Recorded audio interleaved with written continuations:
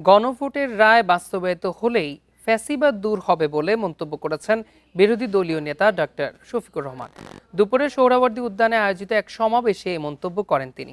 গণভোটের রায় বাস্তবায়নের দাবিতে আয়োজিত এ জনসভায় অংশ নেন জুলাই শহীদ পরিবার ও জুলাই যোদ্ধারা।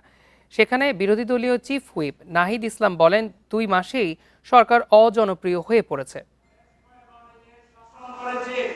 শনিবার গণভোটের রায় বাস্তবায়নের দাবিতে জুলাই শহীদ পরিবার ও জুলাই যোদ্ধাদের নিয়ে সোহরাওয়ার্দী উদ্যানে সমাবেশ করে জামায়াতে ইসলামী। সমাবেশে বিরোধী জোটের শীর্ষ নেতাদের সঙ্গে অংশ নেন জুলাই শহীদ পরিবারের সদস্য ও জুলাই যোদ্ধারা।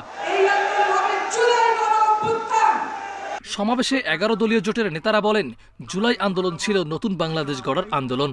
দ্রুত গণভোটের রায় বাস্তবায়নের জন্য সরকারের কাছে দাবি জানান তারা।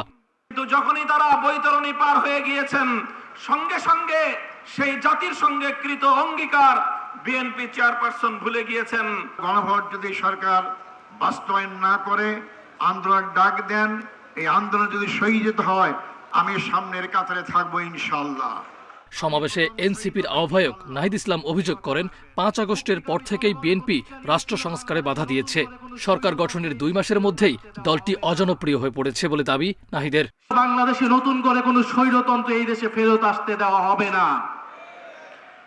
সেই প্রতিজ্ঞা থেকেই বাংলাদেশের সংস্কারের কার্যক্রম শুরু হয়। 5 আগস্টের পর থেকেই প্রতি পদে পদে তৎকালীন বিএনপি সেই সংস্কার কার্যক্রমে বাধা দিয়ে এসেছিল।